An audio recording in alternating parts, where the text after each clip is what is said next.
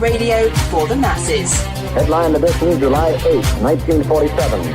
The Army Air Forces has announced that a flying disc has been found and is now in the possession of the Army. If the game is rigged, change the game. Game changer.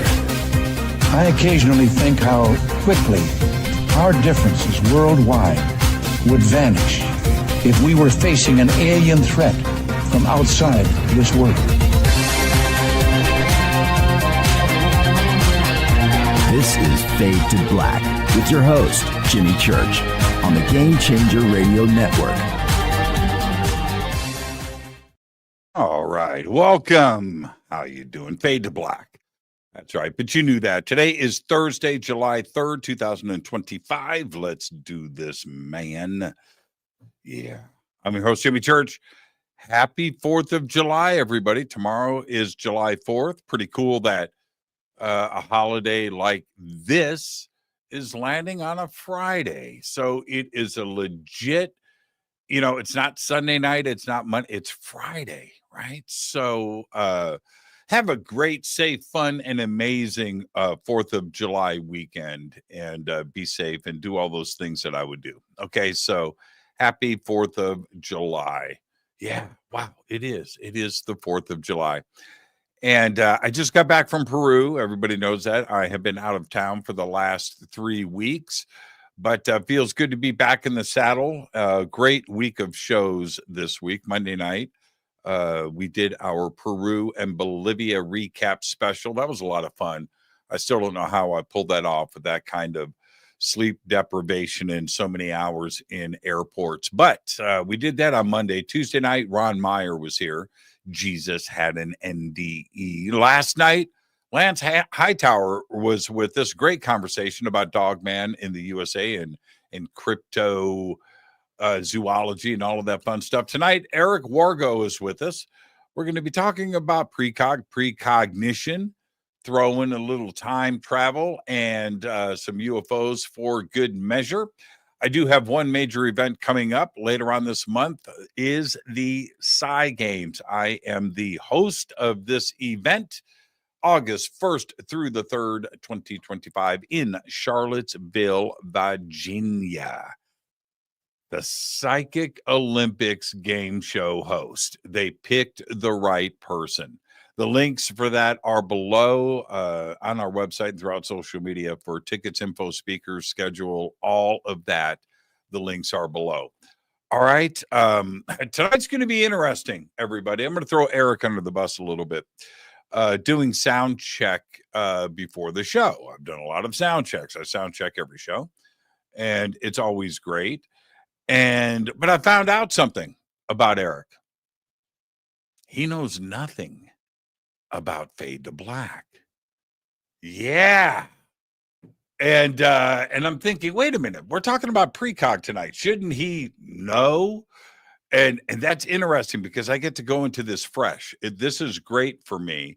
Most guests are just excited to be here and, oh, Jimmy, I can't believe I'm on your show and thank you. And oh, not Eric. Oh no, Eric is here for a great conversation, but he's about to get the experience. I'm excited, and I get to learn. We are going to do precognition, the science behind it, all of that stuff.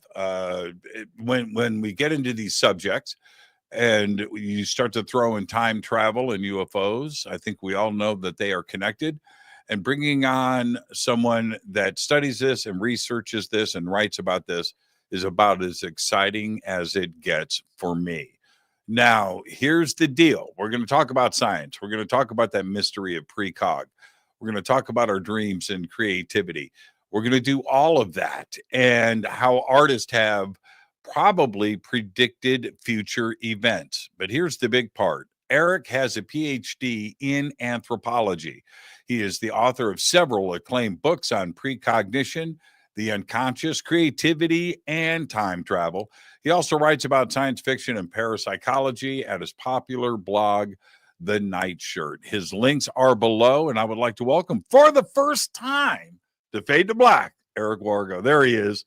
How you doing, Eric? Great. Hi, Jimmy. Thank you for having me on your show. Yeah, that's good, Eric. That's good. That's a good start. Okay, you get the first time guest disclaimer. Now, most first time guests are excited about that, but you don't know this is coming at all, do you? Okay. All right. Jimmy, we established that I am with two kids and I know. day job and dude. writing. I have no time. Say no more. Say no more. Do you know how many people, or you can imagine, that come up to me every day, get an email or whatever? They'll go, "Hey man, so have you checked out this podcast? Blah blah blah." And I go, "No, I've never heard of it." Right. Well, what about blah blah blah? No, never heard of it. Right. And it's just what you're saying. It's time. Right. You know, life is in the way, and there are a lot of people out there hosting and podcasting, and I think that's great. If you have a passion and you want to go for it and you have something to say, people resonate with it, things are going to be good for you. And a lot of people are dipping their toes in the water. I commend that. I have no idea what everybody else is doing. I have none. I have zero clue. All right, let's get to the first time guest disclaimer, Eric, which is this. Eric, it's just you and I sitting on my couch having a conversation as friends. Where that conversation starts, it starts. Where it ends, but we're going to end as friends. There you go. Now you have to accept. So we have to accept. No choice. You do? Okay, that was cool. That was cool. I actually want to start here. All right. Nothing to do with precog. Everything to do with anthropology. When was the last time you got a good anthropological question? Yeah, I don't know if I've gotten a good anthropological question, at least in the last few years. Okay. And I haven't worked in anthropology since, I've never really worked in anthropology. That's my PhD, but I left academia as soon as I got the PhD. So it's like I'm an anthropologist by training, but okay. Well, let's see where your orthodox academia took you. How's that? Okay. All right. Scientifically based on data suggests that Homo sapiens sapien is between 150 and 200,000 years old, right? We don't know about the missing link, but or if there is one. But we do know that Homo sapiens sapien just appeared, as we are right now, roughly 200,000 years ago. How is that possible without millions and millions of years of evolution? And when we did pop up, we were missing a pair of chromosomes, 3 and 4, and we're sitting with a different chromosome pair count than other primates. Does that suggest something strange to you that happened in the record in the deep past? Some intervention? I'm fascinated by this idea, absolutely. And I'm not a physical anthropologist. I mean, someone like Michael Masters, who we'll probably talk about later when we get into time travel. I don't know if you've had him on your show yet, but yeah, a few times. He's great. Yeah, totally. Well, I mean, he'd be the kind of person that can give a much more educated answer on that question. I was a cultural anthropologist, or that's how, my training was. So, but no, I'm fascinated by that question. I am totally open to that idea. Unfortunately, it's like, I don't know how how you test that idea, other than genetics that I don't understand, some sort of gene sequencing technology that right. Well, okay. Reveal, whether our genome has been engineered, messed with somehow. Yeah, I mean, that seems to me like that's how you'd have to establish that type of thing. And I know that certainly people can look at geneticists can look at organisms and see, or, like viruses and see if they've, or bacteria to see if they've, been engineered somehow. But, I don't know. I am totally open to that idea, though. I think it's a fascinating idea. I mean, we have all the hallmarks of being domesticated, Right. Yeah. I need to get you to stand close to your mic. Okay. And maybe move it over to the center of you. My producer just said turn them up, and I've got you turned up full blast. Okay. Okay, so no more taking steps back. Okay. Sorry. We're only moving forward, Eric. Okay. But is it too woo-woo? Is it too out there to even start to frame this like some ET intervention? Or is that one of the easiest things that you could boil this down to? It's like an easier answer than luck. Well, I mean, that's a misunderstanding of evolution. I mean, that it's luck. I mean, it's there are a lot of different ways of understanding natural selection. Certainly, I don't think we can rule out that we just emerged through ordinary processes of natural selection. I mean, the fossil record is so spotty that you're not going to have those missing, there are always going to be those missing links, between, species. So the fact that we have not yet found, an ancestor, direct, precursor to Homo sapiens sapiens doesn't mean that we're not going to. But, yes, I mean, the idea that we could have been, engineered or tampered with or accidentally, what I'm really intrigued by, again, we mentioned Michael Masters. What I'm intrigued by the possibility that there may have been interbreeding with our future descendants that created some sort of runaway evolution that resulted in our current form. And that to me, the time travel possibility is far more, I think, compelling in a lot of ways, I think, than ET manipulation. So there's all kinds of possibilities there. Yeah, whenever and we can move on. I just wanted your take on that. But whenever I talk to a professional anthropologist, archaeologist, and I do want their opinions on this subject, they'll usually dismiss it with, man, stuff happens. It's because they're uncomfortable. And everybody thinks about this, but they don't want to give their opinion, and they don't want to sound wackadoodle. Right. But it's a huge, non-trivial, serious question, one that we just don't have the answers for. All we know is here we are, and we just appeared like in this perfect divine body overnight. And it's pretty incredible. Okay, moving on from that.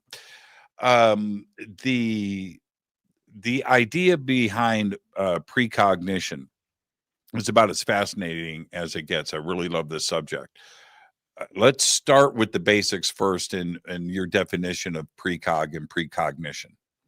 Yeah, so precognition means literally knowing before, and it's any way in which a person can be influenced by something in the future. That is to say, the most obvious that people think about is maybe like a precognitive dream. You have a dream about some event, and then a few days later it happens in real life, or you see it on the news. That's incredibly common. I mean, it's beyond common. I think it's probably a universal phenomenon, and we can talk about this. I think that this probably is basic to our psychology, our cognition. But people have waking experiences of getting a glimpse of something that then comes to pass in their lives, or people just they may write a song or or a poem or a novel, and so, a few years later, the exact situation that they wrote about comes true in their life or in the news or whatever. Again, and that is similarly ubiquitous. It's so common. I mean, I've just written 2 books on this, on the connection of precognition and creativity. I think it's basic to creativity. So precognition is knowing, seeing, saying. The word prophecy is a common vernacular term that means saying before. Premonition, that's another common vernacular term that usually connotes warning, being warned about something. But any of these terms really mean sort of being influenced by something in the future in a way that couldn't be accounted for by ordinary prediction or inference about the future, like inferring that predicting that something might happen. That's different. It's not prediction. Precognition is knowing something in the future that there's just no way you could possibly know, other than that somehow information came back from a future event and influenced you. Okay, agreed. But how is for somebody that has zero belief in anything outside of their 2D reality, how is this possible? Because they would say that is impossible. It's coincidence. You're putting stuff together. Your brain is working in a strange way. It's impossible. This is an untruth. So how is it possible that precog can even happen? Right.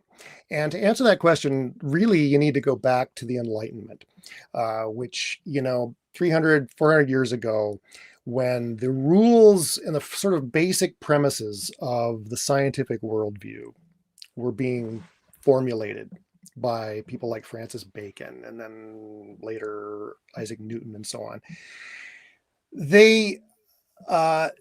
One of the things they got rid of that had been pretty much taken for granted until that time was what we now call teleology. That is to say that the future can influence the past, or that sort of where you're headed is somehow pulling you towards it. They got rid of that idea because it sounded to them like divine intervention. The only teleology that these guys could imagine had to do with God's divine plan. And the new rules of science said, well, we can't bring God into it. Okay, we need to come up with an explanation for everything happening in nature that doesn't involve God. All right. So they got rid of teleology, and it was like literally throwing the baby out with the bathwater. I mean, I don't want to talk about God as a bathwater, but they threw out this idea of teleology, and it became basic to a scientist's training that you do not accept any kind of explanation that isn't causal in that kind of linear way past to future. Okay. And to this day, scientists are steeped in this, and anything that violates ordinary understandings of causality is regarded as, it's verboten. Okay. You cannot talk about it. But the exception is in physics. It's becoming more and more talked about in physics, that in fact, the one-way linear causality that we've been steeped in since the Enlightenment may not be true. It may not be the only truth to things. There's more and more physicists are talking about retrocausation. That is to say, the idea that the future can influence the past, and that information can travel future to past, same way it travels past to future. Now, recently, there's been a revolution in biology to talk about quantum biology. You've probably heard that term, and various quantum processes that would allow retrocausation may be happening in living systems like cells and like neurons. So, in fact, there are growing reasons to think, something like precognition could be real. And unfortunately, the skeptics and debunkers haven't gotten these memos from the higher echelons of the physical sciences that causality is not what we used to think it was. Well, here's what's fascinating about that. When you look at retrocausality, it only can affect to this moment from the future. It can't affect the past that's just left us. Sure. Right? Right? It only until this moment, and then this moment is just past. But it can come back and affect the stuff that is very close to being in front of us, from seconds to minutes to days. No, that's the truth. Well, but affect the past. I mean, let me. Okay, can I finish, Eric? Is it okay? Can I finish? That's where that's their safe zone in commenting on this. When you go into the idea of things changing in the past, and well, wait a minute, what's the evidence of that? I would immediately go into conversations like the Mandela effect and how things in the past are obviously different than we remember. Right? Millions of people either have flawed memories or some deep-seated psychosis, some issue that we don't know about, or something is indeed changing the past that our memory is not changed, but the past is. And then there's the second element to this. It's called deja vu. Any physicist or scientist out there that wants to poo-poo this idea has had a deja vu. But they don't like to talk about that stuff because they can't prove it and they can't measure it. They know it exists, don't they? Well, okay, I'm not a believer in first the Mandela effect, and we can go into why that is. I mean, very basically, if your memory is, your memory should be a product of the same history that led to you right now. So what is explaining the fact that your memory is different from history? But we can go into other quibbles with that. Deja vu is another problem. A lot of people, when you talk about precognitive dreams, they will bring up deja vu as like, an example of something that seems like you must have had a premonition of this moment because it feels familiar, all that. Maybe, but there are other ways to explain deja vu too. You can cause the brain to misfire. And to give, you could stick a probe in a certain part of the brain and you'd suddenly have this feeling like, oh, I lived through this before. There's kind of a familiarity, I don't know, circuit or something in the brain that can be triggered. And if you can trigger it, in a artificial way, it's possible that deja vus are just the brain misfiring. I don't know. I mean, I suspect it's both. I suspect that, some deja vu is a memory of a precognitive dream or something like that you've forgotten. But I would say that the real best evidence is precognitive dreams, because that, those are incredibly common. Of course, yes, skeptics, they're going to, refuse to accept that. But, almost most people, according to many surveys, have had those dreams. And throughout history, every single culture, here's an anthropological fact, every single culture throughout history that we know of has taken it for granted that sometimes you get glimpses of the future in dreams, in visions, and so on. And scientific culture since the Enlightenment is the sole exception to that. So it is a universal human belief that people do get glimpses of the future, and if you've experienced it, I've had hundreds of precognitive dreams. Sure. I've worked with many people who have regular precognitive dreams, and I teach people how to experience it themselves. Even if you're not aware that you're having precognitive dreams, I believe you are, possibly on a nightly basis, and you can learn to experience that fact for yourself. So I think that's the best evidence for essentially retrocausation, which is the idea of, again, information traveling from the future to the past. My own experience is this, without getting into me personally. You're the guest on the show. It's about you. But when I look at the subject, I always, or any subject, I look at my own experiences. That's what I do. Other people's research and books and things and documentaries, that's all fine. And I love that. But my own experience is that's my go-to reference. Yeah. And I don't talk about this ever, and I'm not going to get into the specifics now. But throughout my life, I've had certain dreams that have repeated, and I didn't understand them. And I had for years a very specific dream about very specific things and a location and this and down to, and I had it so often that I knew all the details of this dream, and I didn't know what it meant until it happened.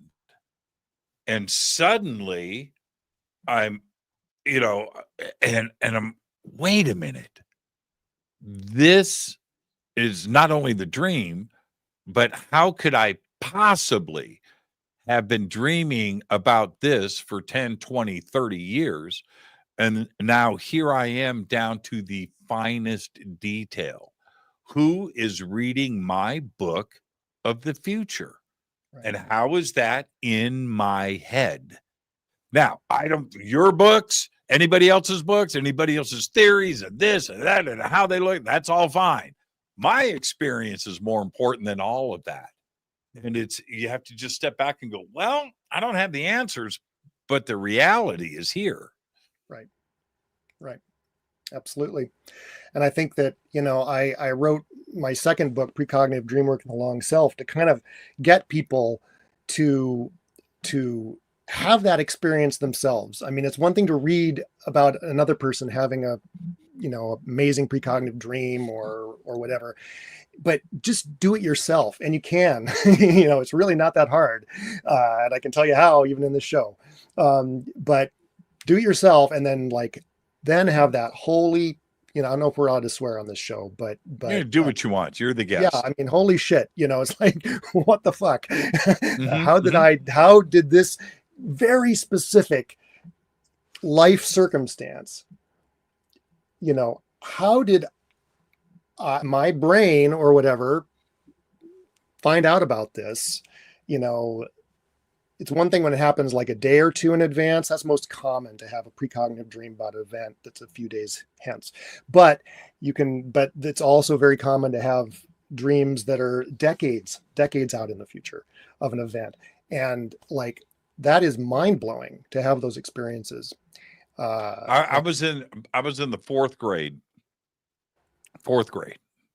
I'm young, 9 years old, something like that, 8. I'm in the fourth grade. And I'm in class. My teacher was Mrs. Lafferty. She was wonderful, by the way. She read us A Wrinkle in Time to the class. I will always, right, forever. Yeah. She's got that credit. Anyway, so I'm sitting in class, and I remember looking around going, this feels weird. I'm feeling weird right now. And I turn and I look at this person, and I know what they're about to say. And then they said it. I'm a kid. And I turn over here and I hear the answer, but I know what the answer is going to be. And I look over here and I know what's about to happen. And I'm scratching my head, and I knew it and I went up to Mrs. Lafferty and I said, somebody has read my book. She goes, what are you talking about? I said, I don't know, but I knew what everybody was going to say before they said it. She goes, you're having a deja vu. I was like, oh, really? Now, I was a young kid. She defined it as deja vu. I don't know, but that was a moment. And I remember going to her and saying this. I am sure that everybody on this planet has the same experience. I'm positive of that. Yes. Yeah, it's incredibly common. And people, when they're, and there's, for some reason, it's possible to get in the zone with this stuff, and it's possible to be way out of the zone. And people who are, experiencing a lot of I don't know if it has to do with life crises or life turning points or whatever, but people will go through kind of periods where like, the whole world is aligning, they're having synchronicities all over the place. And you'll occasionally have that experience where like, wait a minute, what the fuck? I know what this person is going to say. And then they say it. The trouble is letting you feel like, oh, wow, if I could always do that, wouldn't it be awesome? And then it's like, Right. You can't, but absolutely that is a very, very common kind of experience. And How many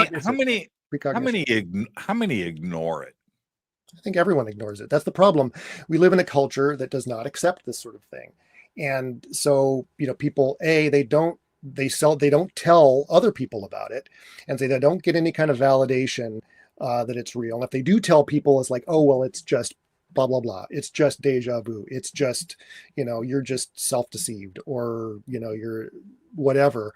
But it'll be written off. And the thing is, kids are experiencing this all the time. I know this with my own kids. They're having these precognitive experiences all the time. And it's the kind of thing that I think most parents are just going to like either be dismissive of, because they don't even have a concept of precognition. I mean, how many people have even heard that word? If you've read science fiction or whatever, you may know that word, but it's not an everyday term. And if you a product of our education and our society and so on, you're not going to have a conceptual box to put this kind of experience in.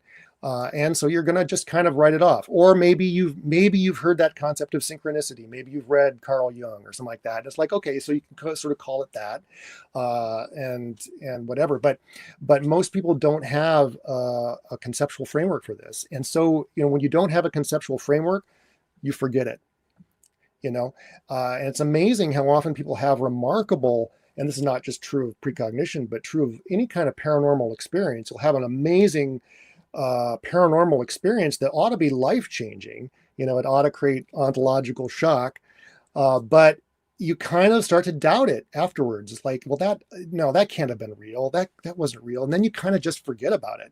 Mm-hmm. And then it's only if maybe you meet someone else, or you watch, a radio show or a podcast that talks about it, and it's like, oh, wait a minute, that happened to me. And I think that we're now in this great time of awakening about a lot of paranormal subjects, thanks to shows like yours, and thanks to some academics who are now kind of being a little bit more bold about talking about this stuff. But for many decades or centuries, really, people just didn't have a way to talk about this stuff or a way to have it validated by other people. And so they will just kind of have these experiences, but then they get swept away or forgotten. So Leonard Susskind, the great physicist, right? And we all love Leonard. He's amazing. He said something a couple of years ago, maybe longer than that, but it just stuck with me. I was watching one of his presentations, and he said, well, today we're going to talk about time travel. And how can you tell when a physicist is about to retire? They start talking about time travel. Yeah. Because they all, and his point, and he went on to expand on this, they all think about it. They just can't talk about it. Right. And then you get to that point in your life, where some of those morose thoughts start popping in, and you're starting to realize your own mortality or whatever. And you're like, well, screw it. But how is science now starting to open up and look into this without the fear of the linear limit of their life closing in, that it can be something more freer to talk about? Are they starting to do it now, and how are they approaching it? Well, I think we're not quite starting to do it, but I think they're going to soon. And the reason I think that is because basically everyone in like the academy or in any intellectual field, they basically all ultimately take their marching orders from physicists. If physics says it's okay to talk about a subject, then then the rest of the world, then it sort of trickles down, to like biology and chemistry and psychology and anthropology, all that, but until physicists have sanctioned an idea, then no one's going to talk about it. So the physicists are going to be the first people to talk about something like time travel and retrocausation. And that is what's happening. More and more physicists are kind of really pushing aside the sort of what's been sort of the dogma, not really dogma, but consensus in quantum physics for a century now, called the Copenhagen interpretation. They're sort of pushing that aside and realizing that was kind of a dead end in a lot of ways. And a lot of physicists are talking about retrocausation as an explanation for a lot of the sort of quantum spookiness that you associate with quantum physics. We don't understand why, all these mysterious things happen on the quantum scale. But retrocausation is now being talked about much more openly, just in the last couple of decades. And it's partly, I would say there's a cultural reason for the shift, but there's also an experimental reason. It's very hard to test retrocausation because of the uncertainty principle in quantum physics. But recent, very sensitive experimental techniques have started to demonstrate retrocausation in the laboratory. And sort of the more that people talk about retrocausation as a possibility, and then the more they demonstrate it in experiments, then physicists are going to start, I think a momentum is building right now around this idea of retrocausation. And it also goes by different terms. Some people don't like the term retrocausation, but they like other terms that sort of are more, I don't know, there's a lot of disagreement, but still the idea basically of causes sort of going in reverse. Once that happens, I think that there's going to be a big paradigm shift, or maybe not a paradigm shift, but it's going to be this much more openness about the idea of causes traveling backwards and information traveling backwards. It's going to happen in conjunction with quantum computing, because a lot of quantum computing research is what's showing this idea that you can reverse the temporal sequence of calculations, for instance, in the quantum computer. So I think in the next decade, 2 decades, we're going to get a lot more physicists talking about retrocausation. And once that happens, then that's going to trickle down. And psychologists, I'll bet you a ton of psychologists, they're the worst skeptics of all around anything to do with ESP. Anything cool. Anything cool. Absolutely. Right. But you got to imagine that like a lot of psychologists are out there who've had precognitive dreams and who've had these exact same kinds of experiences, but have never felt safe to talk about it because their field is very dogmatic that that's pseudoscience or whatever. Well, if they see physicists starting to talk about it, then they're going to go, oh, maybe this isn't absurd. So I think that's what's going to happen. I think that there's going to be sort of a loosening, once physicists start being more open about this idea. For the audience, give us an example of retrocausation that they would understand. Well, a precognitive dream, involves information traveling backward in time somehow, I would say, in a human brain. Let me give you an example. Tons of people had precognitive dreams about 9/11, for instance. And the Titanic disaster too. Tons of examples of this. And the more farther we go in history with the internet, the more examples we have now of people having precognitive dreams about big news events. But just take 9/11, for instance. There was a painter in England. And I'm blanking on his name. Well, it'll come to me. But anyway, he had a dream on the night of September 11th, 1996. So 5 years to the day before 9/11. He had a dream of the Twin Towers in New York collapsing. Okay. And he because he had a history of precognitive dreams, he painted all of his dreams, and then he actually had himself photographed under the bank clock of his local Barclays Bank. Okay. And so it had a date and timestamp. And there's a photograph of this guy holding this picture under the date and time, under the clock that says September 11th, 1996. And anyway, he had this dream. Then he had another dream a few months later of planes hitting the buildings. And then, of course, 5 years to the day after that dream, the real event happened, and he was like, blown away and incredibly upset. He'd had this dream and here it had come true. So that you have to imagine that information about 9/11 somehow went backwards in time from September 11th, 2001, 5 years in that man's brain, I would say, to give him a dream on the night of September 10th, 11th, 1996, about, towers collapsing. Now, it wasn't exactly what happened in the real event. I mean, in his initial dream, he didn't see planes, and the towers fell into each other. And that's true of most precognitive dreams. They're not, they're never quite exact, and they're not usually video quality. But he also had, I remember all of this, most of it. He had the Statue of Liberty depicted as well. And reportedly, I think, didn't he paint the painting on September 11th, like 1996? Yeah. Yeah, that's what I'm saying. He did a watercolor. He did. Well, he was, this is my memory, but I find this fascinating. He was somebody, and people should do this. I should record your dreams. Absolutely. Well, he started doing that in watercolors. Yeah. David Mandel, that's his name. Yeah, David Mandel. Yeah. You beat me to it. My brain was working. That's him.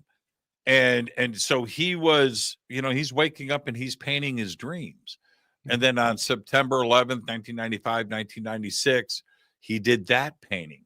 Mm-hmm. And okay, so continue. I remember this story. It's fascinating. Yeah.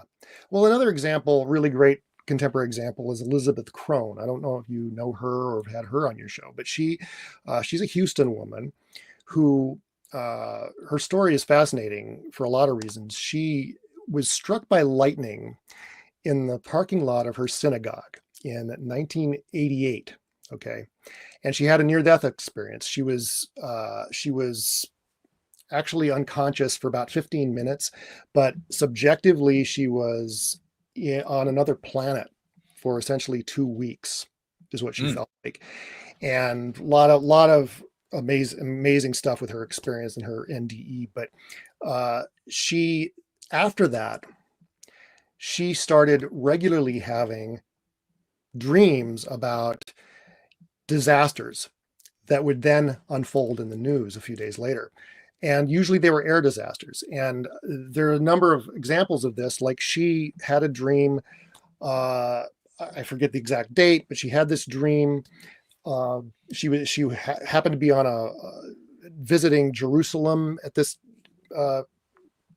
while she had this dream, and she woke up from this dream, and she knew, like David Mandel, she had sort of figured out a method to give a timestamp to her dreams, and so she would email herself these dreams.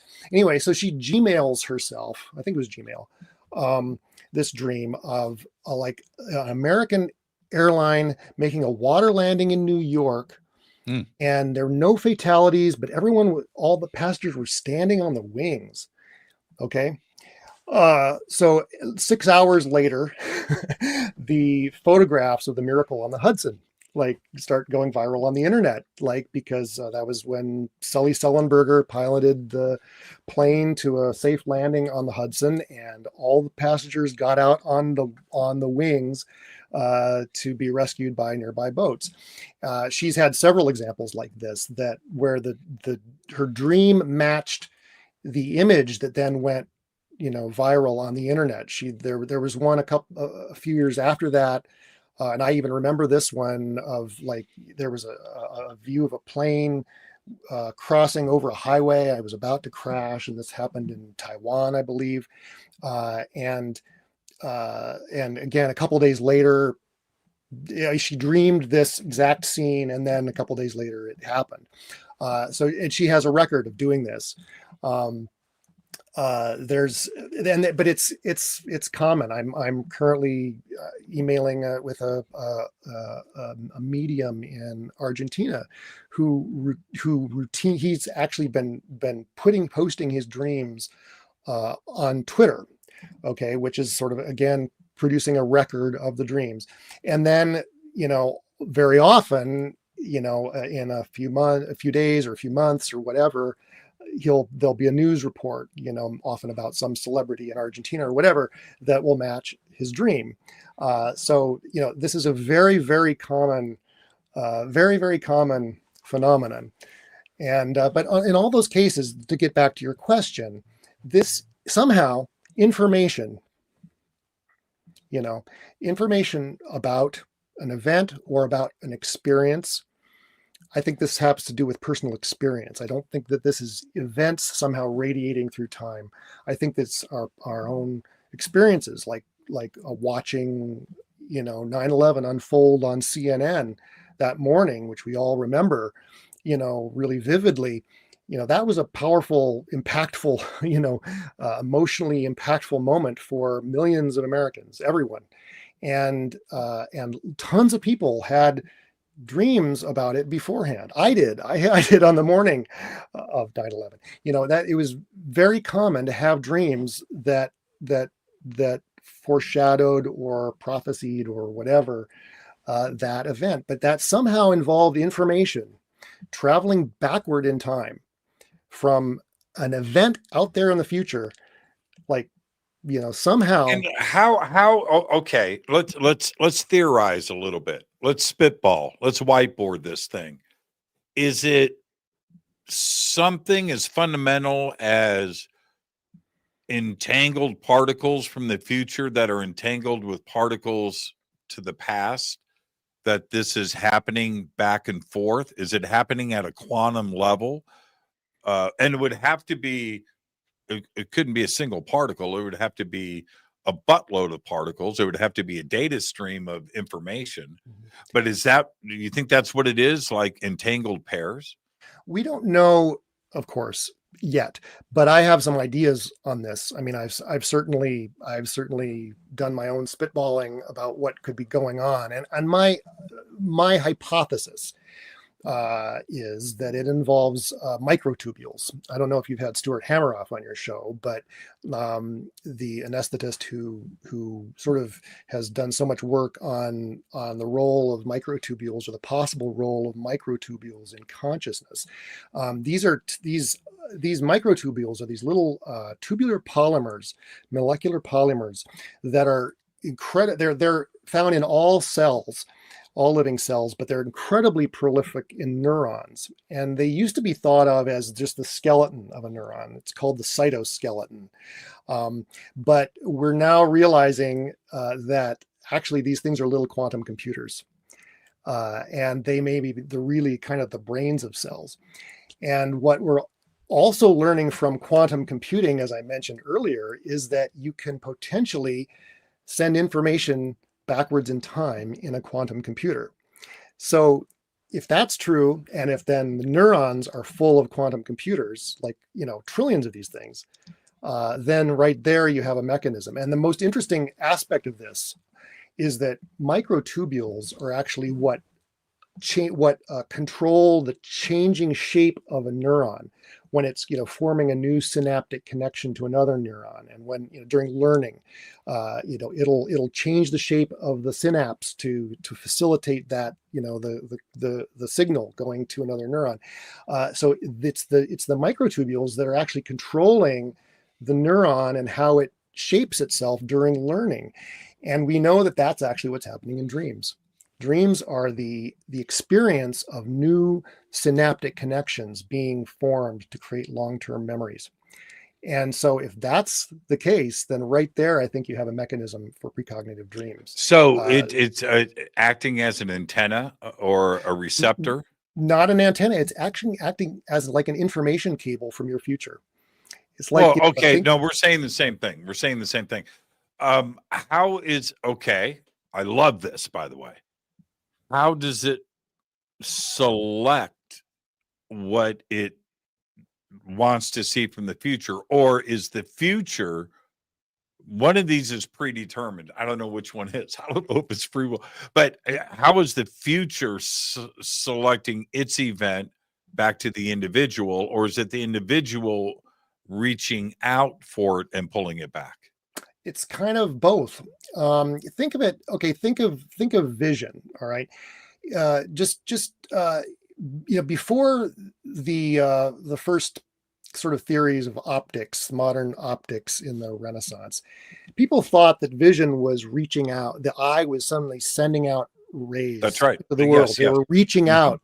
And then then the theory of optics. Oh wait, no, it's light rays coming into the eye. Okay, so like vision, precognition is sort of the same thing. It's like, well, is it like reaching out or is it no? I mean, it's information is coming from the future to you in a certain time point. Okay, but what is it that determines why you have a certain dream on X night about a certain event? X days or years later? Well, that's a really interesting question. And I think that there are a number of things that determine it. And one of them is dates. We unconsciously are hyper aware of calendrical dates. And you'll find that many precognitive dreams are what I call calendrically resonant with a future event. So for instance, that David Mandel example, that date, September 11th, somehow unconsciously pre-minded him of something that was going to happen on September 11th, 5 years in the future. And I think that resonance of dates often determines why you have a precognitive dream when you do. But I think that's only one factor. I think there's also what I call thematic resonance. That is to say, if you have a certain preoccupation on a certain day, or you see something or something that resembles something that's going to happen in your future, that may prompt a dream that night about that future event. So I think there are a number of things that can kind of determine why and when you have a precognitive dream. But that's a fantastic question. And as you sort of said, you can no longer talk about it like, oh, I'm dreaming of the future, or the future is determining.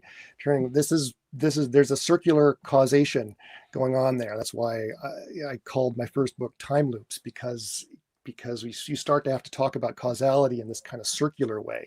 Einstein did it. Einstein specifically addressed time loops, and I've always found that fascinating how he did it and wrote about it just by thinking about it. He didn't have an example. It just came out of the math, and the math presented itself that way. I sound like a PhD. I'm full of shit. But here's the other thing. Higher and deeper. Yeah. Here's the thing, though. Why doesn't, if that ripple of data, right, the significant event in the future, right, this bubble of data coming back, everything is flat, all of a sudden you have this huge event. Why doesn't everybody on the planet have the same dream? Why is it only specific people or individual, down to a serious micro situation where you just have one or two people, or a dozen or whatever, but there's 8 billion people on the planet that don't have these dreams? Well, why is that? Or they don't know that they don't. First of all, how many people, the Drake equation for calculating the number of like civilizations in the universe. I have a Drake equation T-shirt, by the way. Oh, dude. Okay. Well, I think there should be a Drake equation for dreams, because first of all, there are 8 billion people on the planet. Is it 8 billion? I forget what it is now, but anyway, 8 billion. Close enough. Say close enough. All right. How many of those people, like, first of all, we're all 8 billion of us are dreaming throughout the night. Okay, so we're having who knows how many dreams in a night. At best, you're going to remember maybe one or two of those dreams, probably the one you had right before you woke up. Okay, so when you wake up, there's a huge swath of humanity, let's say 6 billion people who don't even remember their dreams, or they'll occasionally they'll remember a dream or whatever, but they're not interested, so they don't even write them down. So they won't remember their dreams, and then they'll forget about, and even if they remember them, they're going to forget about them. Okay, whatever. So just take those people off the table. Then of the people left who pay any attention to dreams, some people dream, they pay a lot of attention to their dreams. They remember their dreams. They maybe talk about their dreams. But even those, what percentage of those are actually keeping a dream diary? Okay. So, the ones that they remember their dreams, they may remember them for a few days, but for the most part, those dreams go out the window too, because you just don't remember dreams that you don't have a reason to remember, And so, most dreams go forgotten, completely ignored, and so who knows how they connect to later events or whatever. But then in that last slice, you have a small percentage of people who will take enough interest in their dreams to write them down and think about them. And even those people very seldom go back to their dream records over the next few days or whenever, and actually compare, say, oh, whoa, I had this dream a few days ago. You might consciously have forgotten it, but you wrote it down, and it matches an event that you just lived through, or some experience you just had. So, I think you have to think in terms of that Drake equation. The number of people who are going to be aware of having had a precognitive dream is a teeny, teeny, tiny fraction of the number of precognitive dreams that probably happened about that. Could you imagine?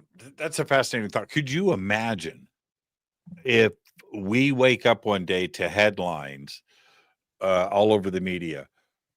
The world had the same dream last night of a comet hitting the Earth on such and such a date. Yeah. Could we handle something like that?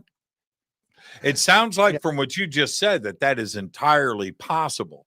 And what if it was so significant that everybody just one day remembered one dream and then boom, there's the headline? Could the world handle that? I don't know.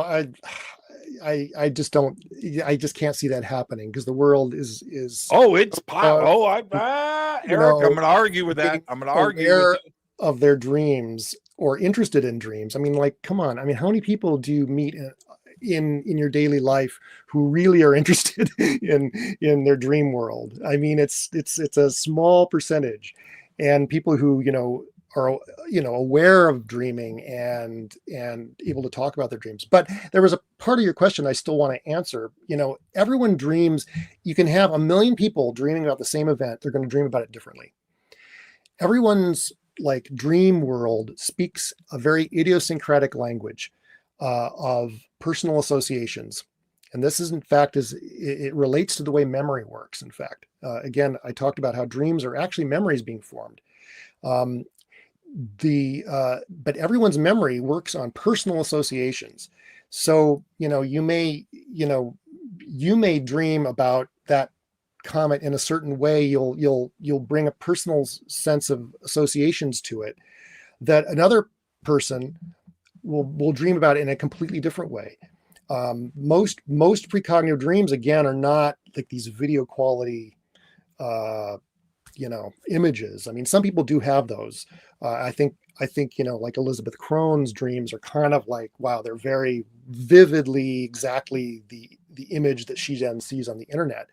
But most precognitive dreams are symbolic or associative to a degree, and it depends on the individual. And so, a given event, now obviously a comet hitting the Earth is going to be pretty much equally significant maybe to everybody, but in most events that we're going to dream about are something that's just significant to you personally. It's not going to be some news event. It's going to be just something in your life.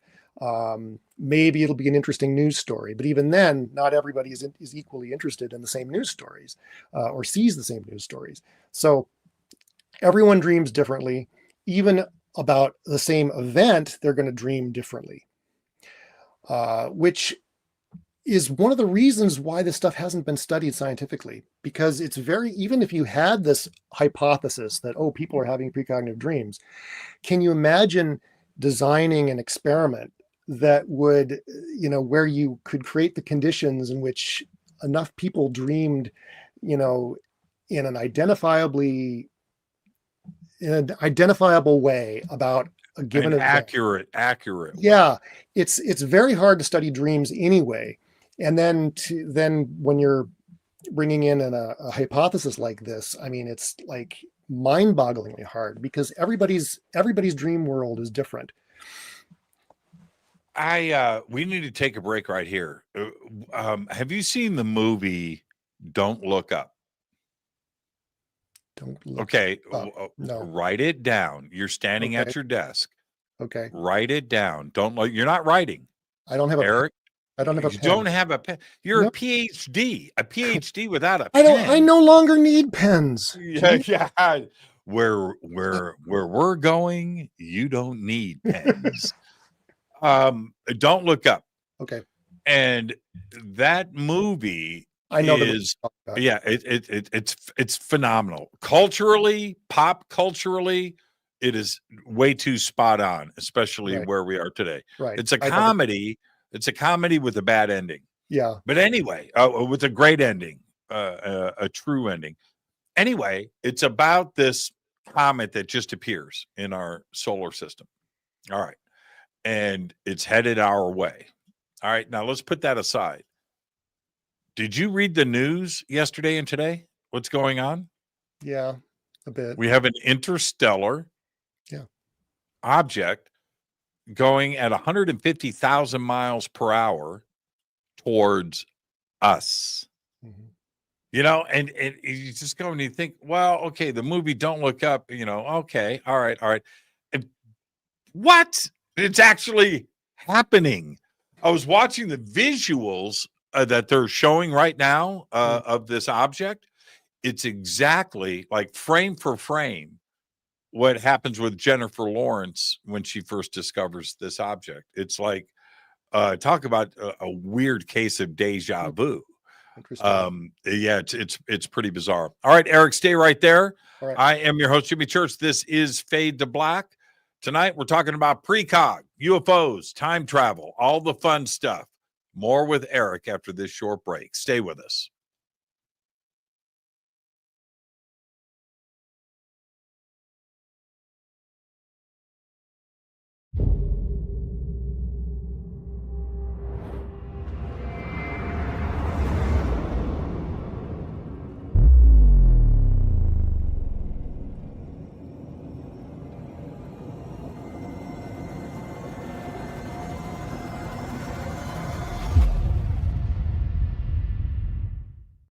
Subscribe to our YouTube channel to get your alerts and access to over 2,000 videos. Click that subscribe button right now.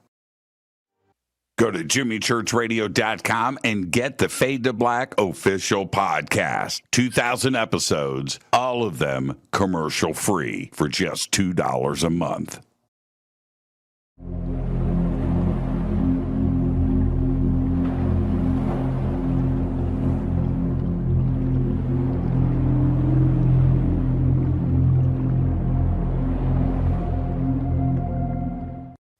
Watch Into the Vortex on Gaia TV. It's Fade to Black for the screen. Simple to do. Go to Gaia.com, search Jimmy Church, or click on the link below. Follow Fade to Black on Twitter at JChurchRadio. Get all of the show updates every single day. It's now called X, but who cares? How you doing? Jimmy Church here. Special announcement. Get your Fade to Black t-shirts. That's right. Help support the show. Help support everything that we do over here. We've got 2 t-shirts. We've got 2 ways to get them. Get your Fade to Black t-shirt today. Go Backley Tappy. Go to jimmychurchradio.com and become a Fadernaut. Get a membership. That's right. Everything is commercial free. You have access to downloads, and you get to call yourself a Fadernaut. Jimmy Church Guy TV, Fade to Black, here at Machu Picchu with Brian Forster and Hidden Inca Tours. Amazing tour so far, Brian, but we're here to announce what we're going to do next year in 2026. What's going on? Okay, November 2026, we're going to have our major tour of Peru and Bolivia, either a pre or post tour of Paracas and Nazca on the coast. And then after that, 6 days in Easter Island. Bucket list, Easter Island. Come join Brian and I and his amazing team here at Hidden Inca Tours for Peru, Bolivia, and Easter Island. Signing out. Say goodbye, Brian. Bye, gang.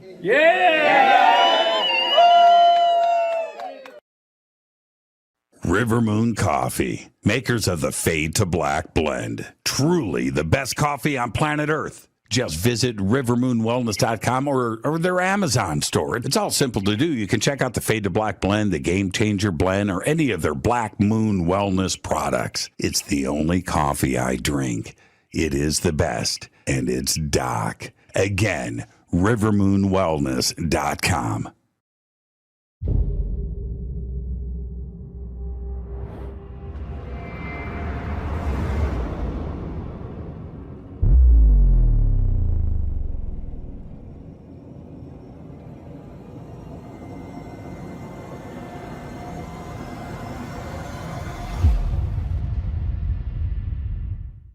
All right. Welcome back, Fade to Black. I am your host, Jimmy Church. Today is my Friday. It's your Thursday, but it is July 3rd. Tomorrow is July 4th, and I finally get a weekend to relax. Well, sort of. Finally, I've been waiting a few months for this, and I hope that everybody has an amazing and safe and fun July 4th weekend. Tonight, Eric Wargo is with us, and we're talking about precog consciousness. We're going to get into that next, and our dreams, precognition, and time travel, and maybe we'll get to some UFOs, my favorite subject.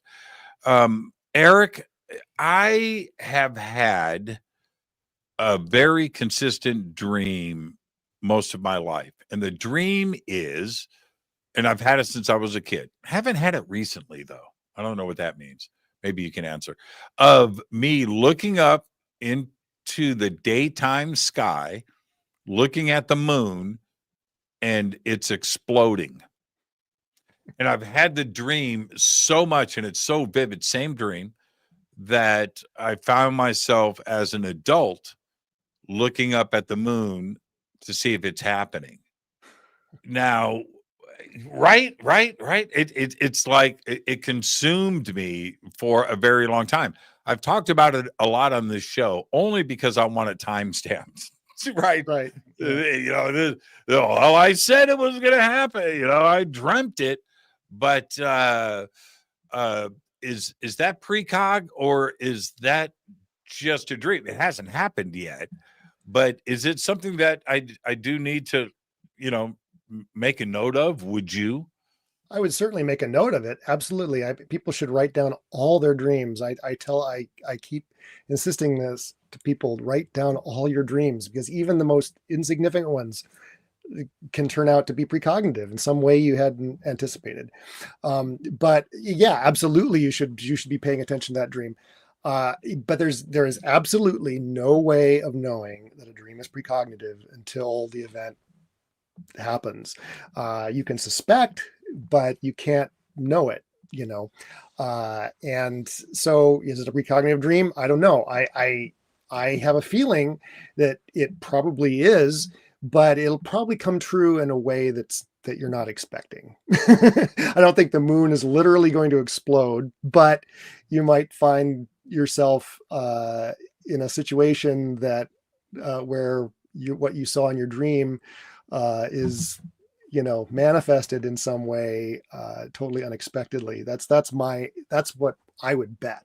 And now, why is it that, and somehow we will, I've precog this, we're going to steer this into UFOs and ET in contact, but why is it, by the way, I have had so many artists, actors, comedians, artists, musicians on this show. And I asked them the same question, which is, why is it that artists of any flavor seem to be able to tap into their subconsciousness and work with it? It's an amazing trait that artists have. Why is that? Well, that's what creativity is. It's tapping into the unconscious. Now, what is the unconscious? And that's, I have written a couple books now proposing that precognition is intrinsic to what we call the unconscious. That our minds are constantly, again, back to art, is it reaching into the future or be just receiving something from the future? Our minds are constantly doing it. And that's what the imagination is this constant churning of images and thoughts that relate very often to things coming down the pike. And artists are just particularly sensitive to that. I think, so it's, it's going to go together that, artists often are interested in their dreams, and artists are often, they're in that little, slice of our Drake equation that are people who are paying attention to that kind of stuff. And so, yeah, they're tapped in, and they're very often precognitive without even knowing it. Occasionally they do know about it, like Phil Dick, he was aware that he was writing the future in his novels, and he was paying attention.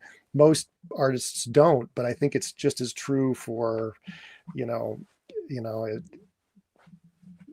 any writer or any artist, that they're often tapped into their future. You can tell when you are walking through an art museum and you're looking at different artists' works. You can tell when somebody is painting their dream or their imagination. Mm-hmm. It's totally different. It's totally separate. It comes from a different. Anybody can paint a bowl of fruit. Yeah. Right. Okay, I get that. But when you walk up to a painting that is somebody's dream and they've captured that moment, you can tell, and it's magic. And also with making movies or songwriting. Yeah. Songwriting, you can tell when it comes from another place. Anybody can write about a broken heart and sing about it, right? Well, that's every country song. But when something comes from the future, you can tell there's something else that they're tapping into, right? Yep, absolutely. And it happens all the time. I mean, it's really common. It's really common. Do you think Prince was E.T.?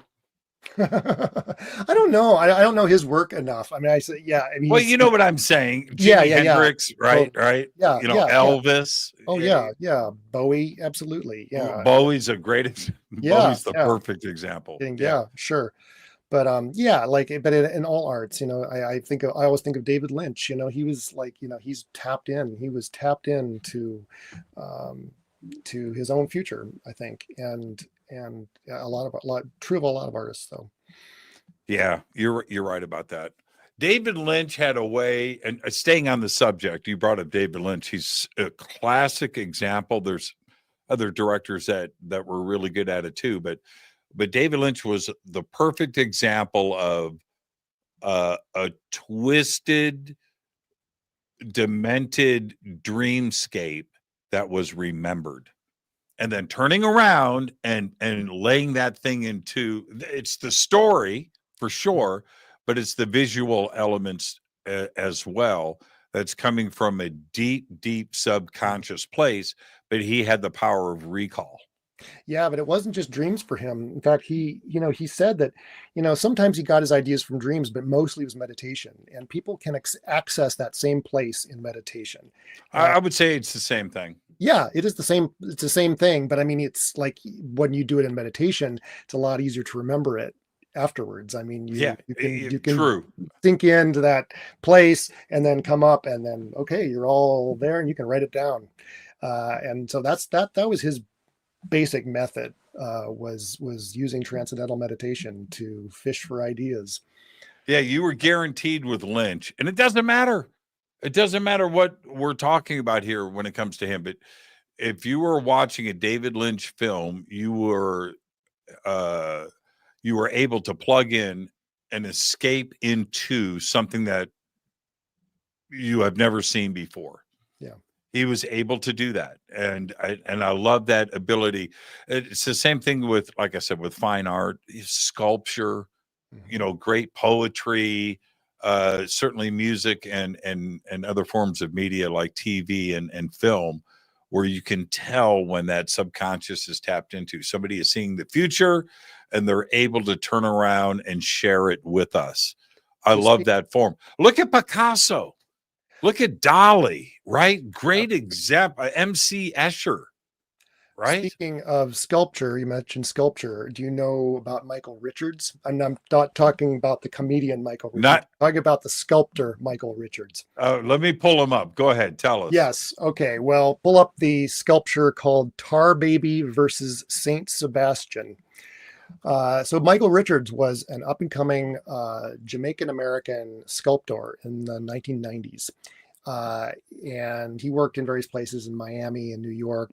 But he made a series of sculptures in the years leading up to the millennium of himself. They were self-portraits of himself in flight suits. And they often involved crashing, parachuting to the ground or falling to the ground. He would do sculptures of planes that were like crashing to the ground and so on. And his most famous sculpture, the one I just mentioned, Tar Baby versus Saint Sebastian, is, I believe it's in a museum in North Carolina. It shows, it's a self-portrait of himself standing vertically erect, kind of levitating off the ground, being pierced by a bunch of airplanes. Okay, well, on the strength of his work, including that sculpture, he got a residency in the Twin Towers in the summer of 2001. The Lower Manhattan Cultural Council gave studio space to cohorts of artists, small cohorts of artists, 2 cohorts a year. And they would have the studio space for like 6 months, and then there'd be an exhibition.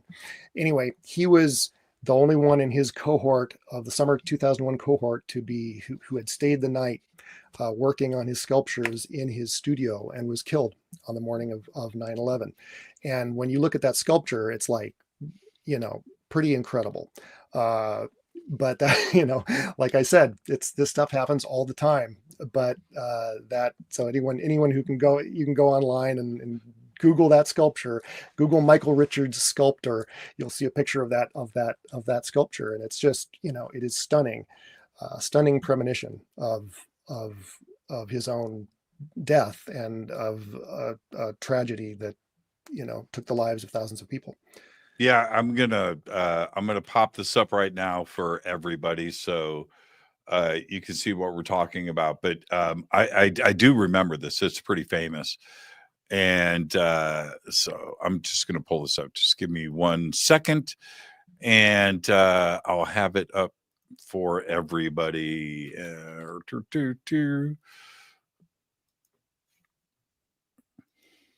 it is right there. Yeah, that's pretty incredible.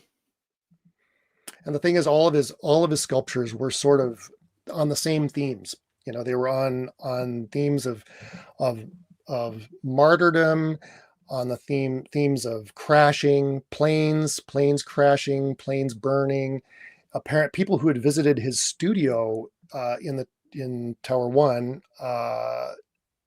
described two works that he had been working on that summer. One of which was a self-portrait of his own torso with wings, but that had crashed on the ground, called Fallen Angel, and another one of himself riding a burning meteor.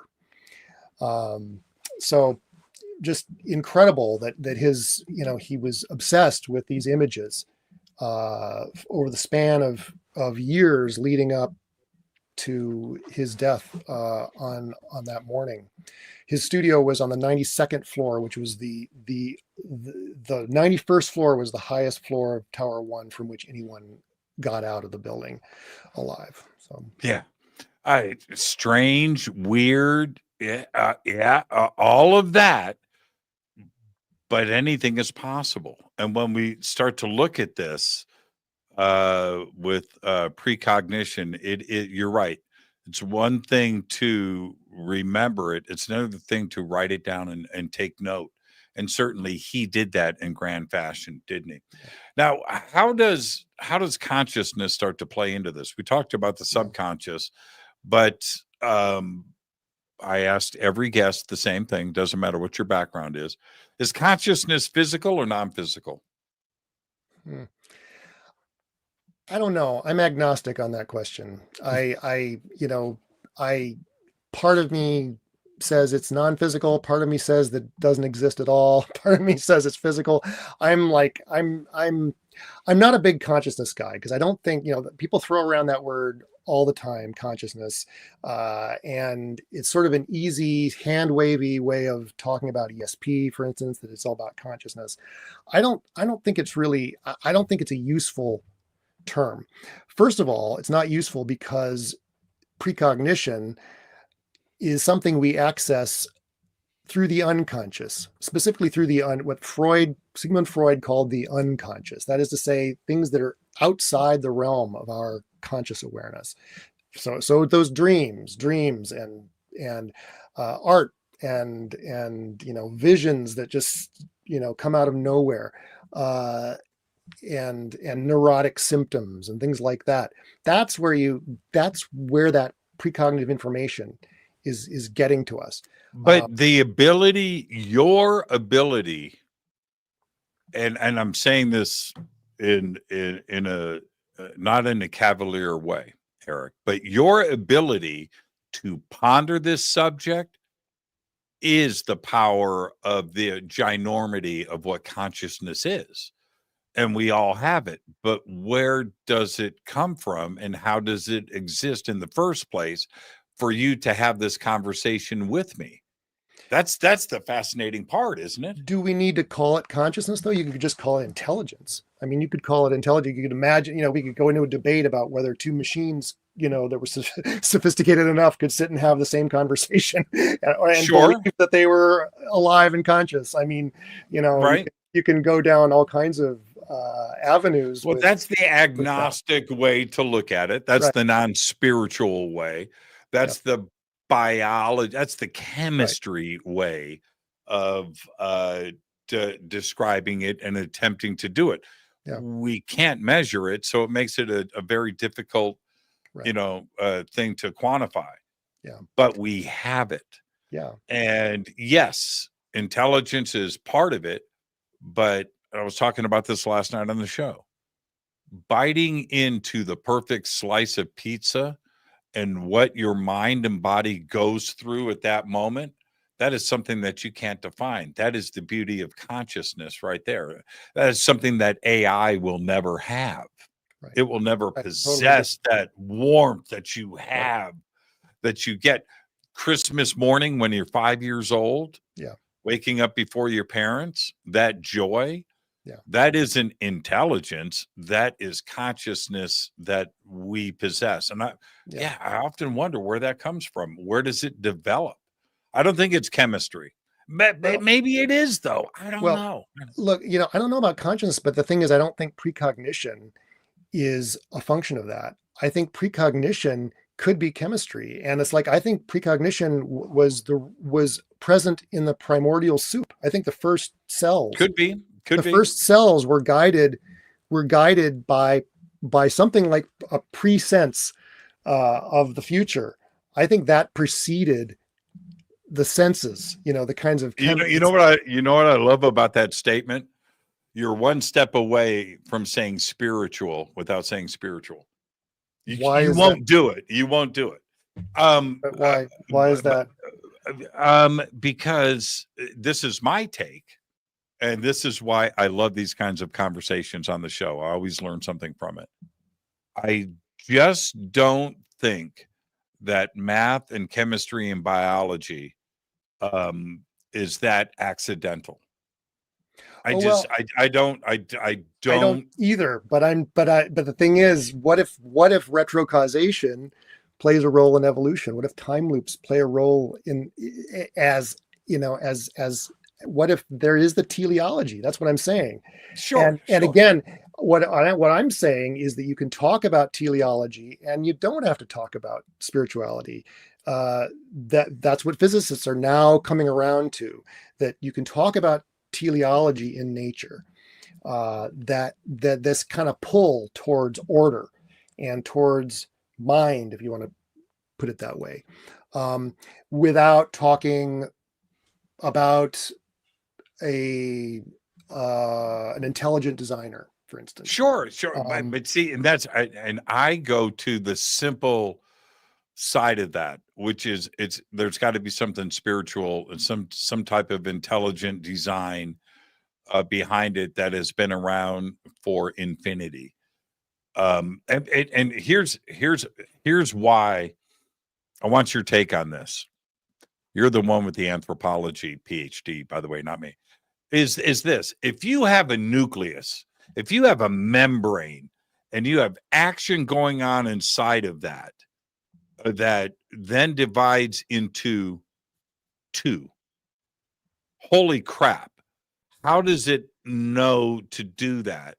And then you have RNA and DNA that comes into play, and then suddenly consciousness is developed from that. Now, so what you're suggesting is consciousness is already in that single cell, that it's already there. I don't know, but the process of DNA coming in, the odds of this machine of nature being put into play, as perfect as it is, our brains and everything else, I'm going divine. And I'm not religious, man. I'm not religious. What if that intelligent designer is in the future? What if that intelligent designer is at the end of time, and that we're kind of a premonition, we are a living premonition of this kind of intelligence that is in the future. And you meet meet that person eventually, or that thing, or whatever, and or the species, right? Is that God? Is that something that is so intelligent that it's creating and creating and creating? I'm not speaking of a religious angle on this or a religious bent at all, but would you then have a reference point to yourself that, well, I guess it's not chemistry, somebody did this? But what if are you able to resolve that to yourself? Yeah, I think chemistry is a lot more than chemistry. It's a lot more than what we have thought, we think of as this kind of mechanistic, random kind of thing happening. I think retrocausation is this pull towards rightness and towards success and towards order that comes from the future, and it's pulling us. So whatever you want to call that, you can call that God, you can call that spirit, whatever, but it's a principle that is operative in the physical world and pulling, creating and pulling things out of the soup. And man, you must be a great dad. Do you have this conversation with your kids over breakfast? Do you remember in Animal House? There's that scene where they're at Donald Sutherland's house. Yeah. Yeah. And they're all sitting around. And Donald I know Sutherland, exactly by the the way, scene you're talking about. yeah. And Yeah. Donald Sutherland is dressed just like you right now. Right? Oh. He's got that tan jacket on, and they're sitting there. And the comments, but you remind me of that type of enlightened individual, Professor. Is that how you deal with your kids? I don't know. That's just, I love that scene, and I love Donald Sutherland in anything that he was ever Yeah, in, right. including that character. But that's funny. Yeah, I know exactly the scene you're talking about. And You got the same haircut, you got the glasses. Yeah. That's a pretty amazing. You mean the universe could be in a You're cell inside. Yeah. That is a great scene. That's a great scene. But if that is the case, physics today, you brought up a good point earlier, and I didn't touch it then because I knew that we would swing back to it. You said something earlier that is part of my belief system, and I talk about it a lot. I love the woo-woo. Okay, Eric, I am fully woo, but I depend on science to support my deep-seated mental issues that I'm working through. And science grounds me again. Yeah. And once physics starts to support my belief system, I'm okay. Right? I'm not going crazy. And physics today is talking the craziest woo that 20 years ago, our community was this tinfoil hat, crystal hugging, right? Awakened thing. But today physics is really going full woo, and it's starting to support that. They don't want to talk about consciousness, but they'll talk about thinking and thought and its existence in the universe and entropy, but they won't say the C word, consciousness. Why is that? There's lots of reasons, because it's so poorly defined. Everyone means something different by consciousness. First of all, I mean, it's not an easily defined term, and you know exactly what someone else means by that word. It comes with a lot of baggage. A lot of people use the term consciousness to mean something like what they used to mean by the soul, and that comes with a lot of baggage. So it's like there's a lot of reasons that people are careful and don't necessarily want to use a term that is not well defined. But then, there are, even when people think they know what they're talking about with that term, there are hundreds of different theories of it. I mean, literally, someone on Twitter a few months ago posted a little like infographic of like 200 different theories of consciousness. Okay, ranging from the physicalist, all on the way, all across the spectrum, of different theories of consciousness. So it's like when you don't even know, so there's no agreement on what it is, how it comes about. I mean, it's a fascinating question, but it's like, I don't know. I don't think we're anywhere close to being able to answer any questions about consciousness, because we're just not there. We don't. So like for instance, whether or not it has to do with the brain, we need to know a lot more about the brain before we can answer that question. Before we can like eliminate the brain, either eliminate the brain as the source of consciousness, or say, yes, it's the brain that produces consciousness. We don't know nearly enough about the brain. And I don't think we're going to for decades. So like all these discussions about consciousness, I just don't think now is the time to have them, because I don't think that science is there. I don't think I don't think that science is able to debate or provide the evidence that is needed, or to refute or support, what more spiritual people want to say, or what mystical people want to say. So I just don't.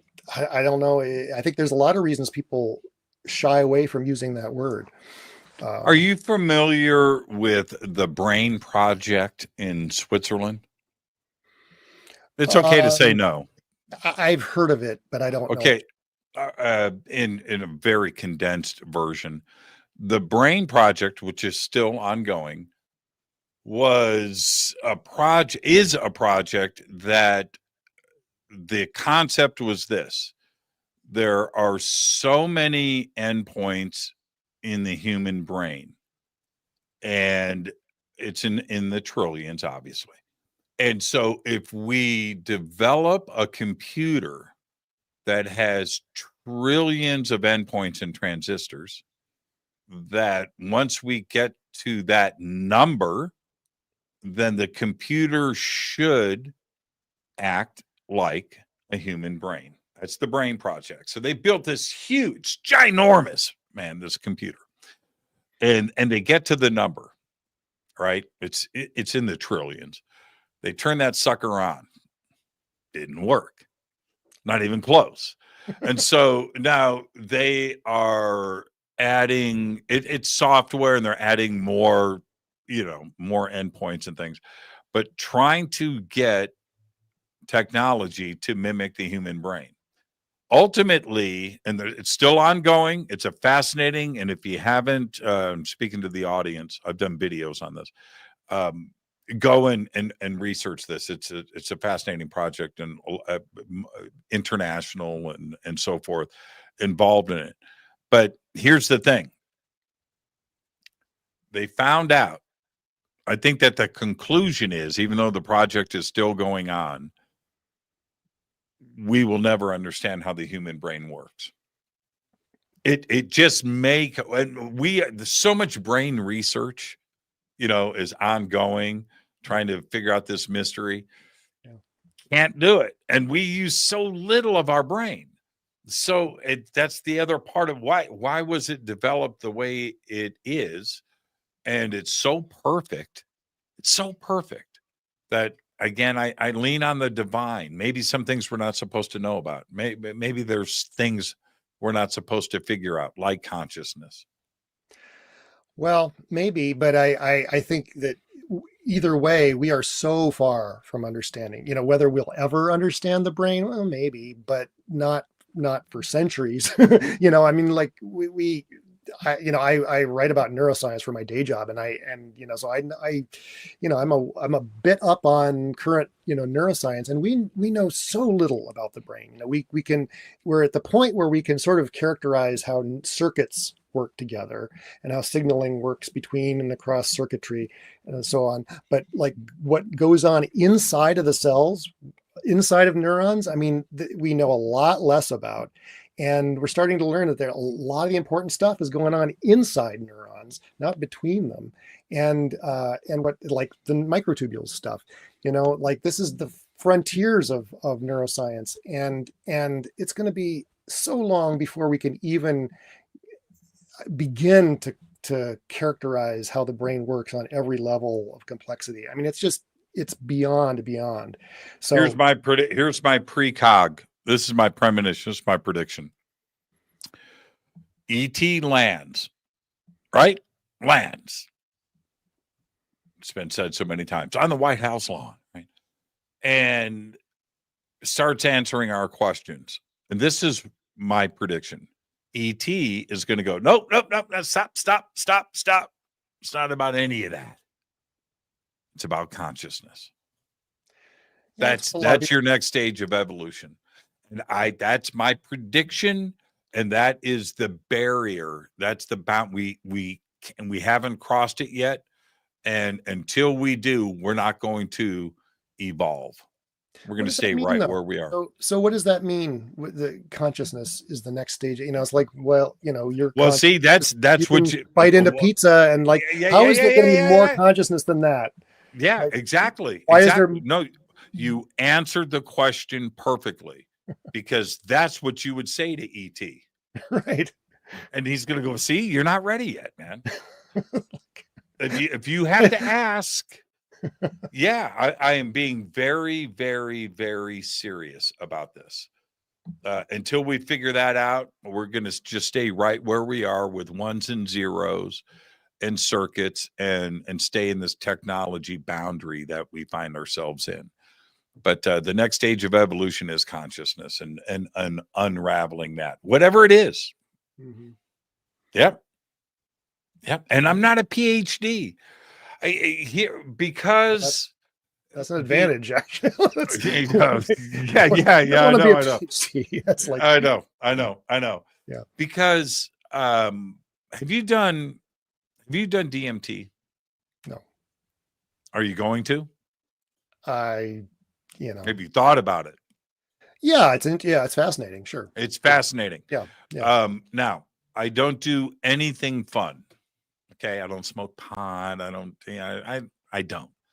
I don't. That's the reason why I have a job. But I don't.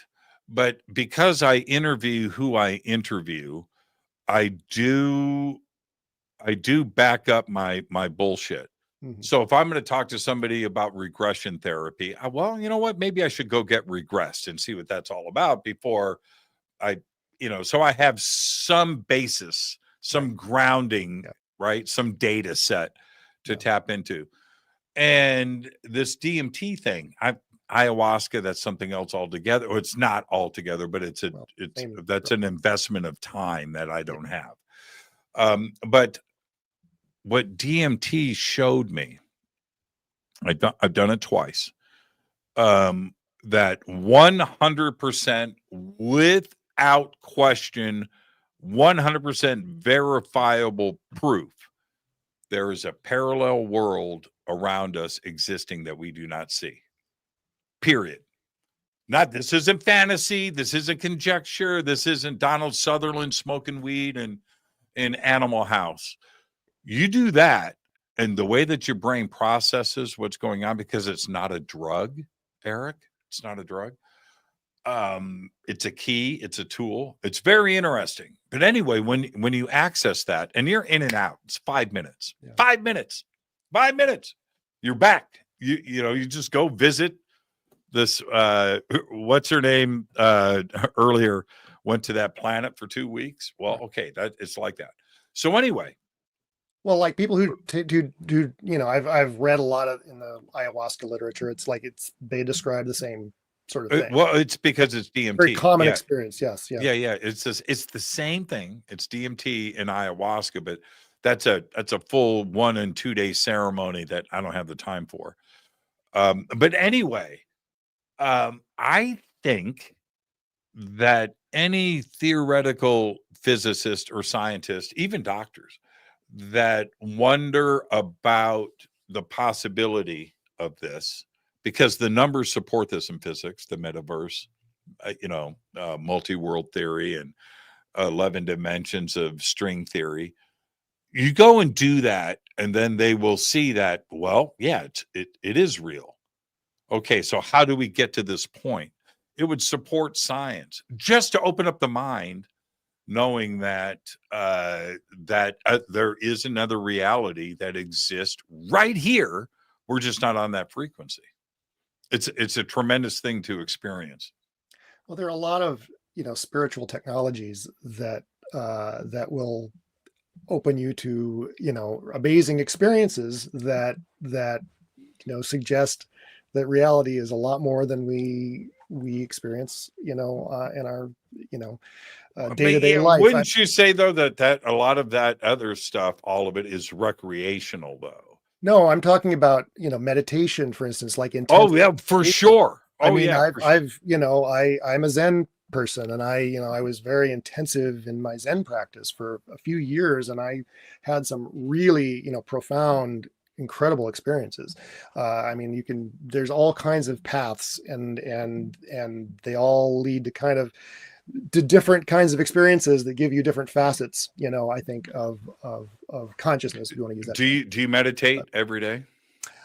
I integrate it in my life to an extent that I don't usually sit down for 20 minutes or half hour anymore the way I used to, but I slip into meditation very quickly, and so and I want to have downtime at work or in the evening before I go to sleep. I meditate, but not in a ritualistic way anymore. Yeah, I used to be meditation to me. The correct forms. All my friends meditate, right? And they do, and they've got. that's too disciplined. Yeah. I don't have that mindset. I agree. But I ride my Harley. Okay. Remember the book, right? Zen and the Art of Motorcycle Maintenance. Yep. And so I found that I've accidentally meditated. I've meditated on purpose a couple of times. I don't like it. I don't like the breathing technique. I don't like any of it, actually. I think it's boring. But I get on my Harley, right? And disconnect. Mm-hmm. And I go into the zone. Yeah. I'm inside my own head. Yeah. And it is incredible. And I don't mind that at all. Sometimes it's 2-3 hours of it, out there riding. And I find that to be incredible. But here's the other part of that. It shows you that there is another place that you can go to outside of this existence. And if you want proof of that, do it. Do it. I concern myself very little about the stuff that bothers other people. It doesn't come into my life. Make sense? Yeah, totally. And it's those, those flow states, the psychologists would call that a flow state when you're like, in the zone riding your motorcycle sort of in a trance, that's where that kind of state is very conducive to what we're talking about, precognition. Anyone doing a skilled activity that they're just really good at, whatever it is, whether it's, driving a race car, or piloting a jet plane, or doing brain surgery, or, for me, it's writing, like when I really get going, writing, I'm like in a zone and time, missing time and everything, but that's where you're tapping in to your own future. And that's just as good as dreaming, honestly, for having these kinds of experiences. And in fact, a lot of people, have like premonitions and precognitive flashes when they're driving. So I don't know if you've had them while you're on your Harley. I have them all the time. Okay, and I set the intention before the ride too. Not all the time. Yeah, but I do. I'll go, okay, you know what? I got this, and this I need to work out today. Right. Take off. And I come back, this, and this. Usually I have the answers or a decision on what I want to do. Now, so precog is real. We can agree on that.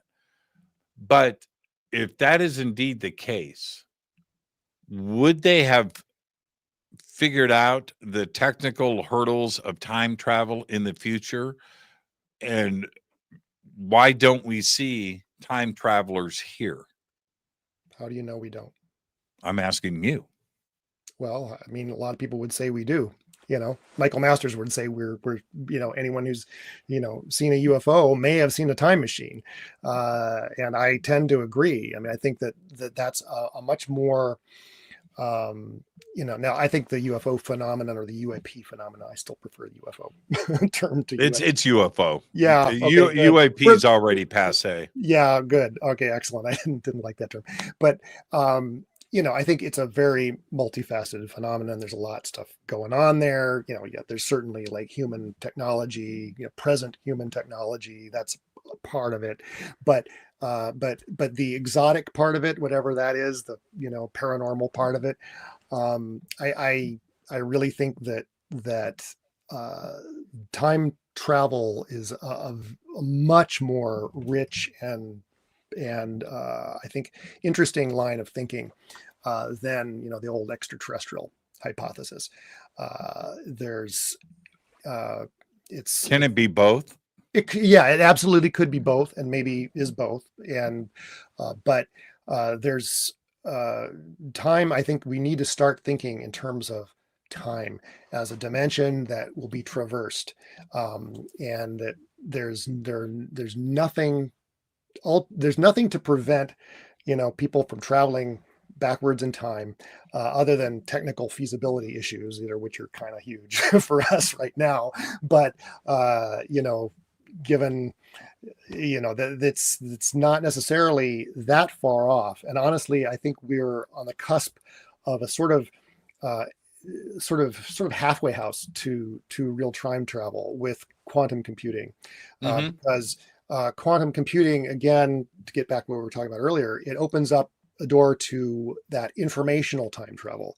So even if you can't send, send an object, yet into a wormhole or into a time machine to go back in time, you can send a message.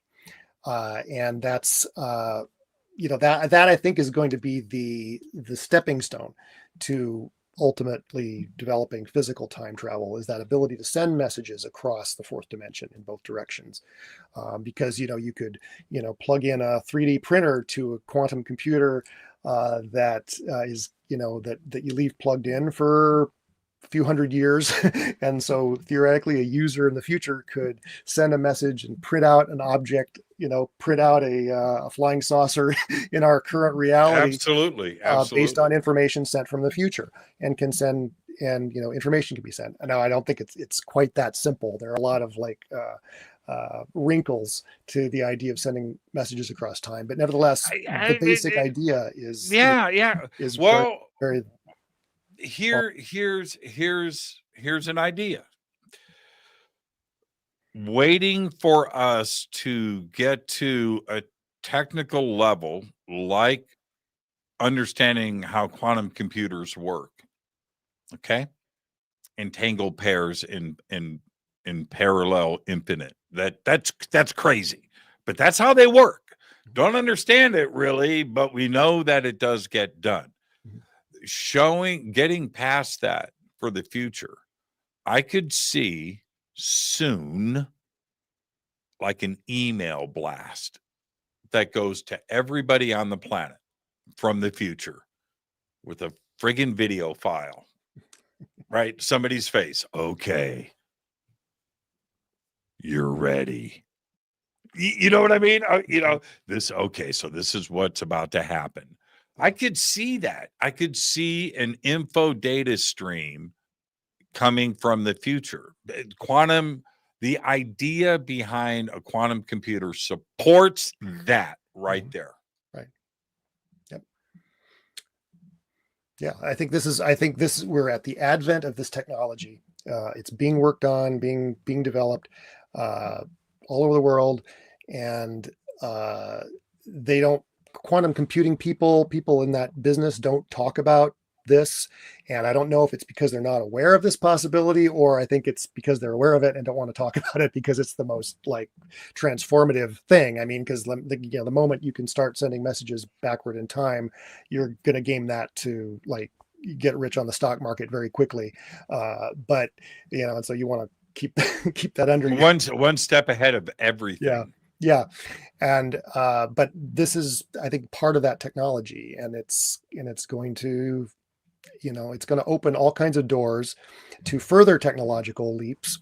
You're going to start leapfrogging over these, technology is going to not only be exponential, it's going to be hyperbolic, it's going to take off really fast. And it's going to, it's coming. It's coming. If precog becomes a thing, what would happen to society? What would happen to decisions if you know the result of the decision? Yeah. Right? I mean, how does that fundamentally change the fabric of everything in existence? Well, when you consider what if everyone was doing this, then it would be like no one was doing it. I mean, there would be automatically kind of limits on this, because it'd be then like an arms race, right? And everyone would have that same ability. I think this really accounts for why precognition is so in the background for us. And it's not like you'd think, well, gosh, if we have precognition, why aren't we scoping the future all the time? Well, the point is, we're living in a world of organisms that are all theoretically able to scope the future, and evolution will kind of decide that, actually that scoping the future is not quite as valuable as scoping the next few seconds, and so, that precognitive thing is sort of in the background. It's not foregrounded for any organism that has to survive in a minute to minute basis, and avoid predators that are lurking in the bush right there now. It doesn't make, we don't, that animal doesn't need to know about the predator that's going to be there tomorrow. They need to deal with the one that's right there now, and humans similarly. I mean, we're mostly need to deal with, we need to control our body right now. Like if I were driving, like I don't want to be, having a full, preview of what's going to happen tomorrow. I need to be, it would also take piloting the my fun vehicle, in the moment, and survive. It would take the fun out of it. It would take the fun out of everything. If we did get that information stream from the future and we know the end result of everything, that takes the sense of wonder out of it. Right? Why even exist? Let's just burn this thing down now. Let's just party. Right? Because we know the answers. Yeah. The thing is, you're never going to know the answers. The other reason is we have free will, or, we have at least a sense of what we think is free will.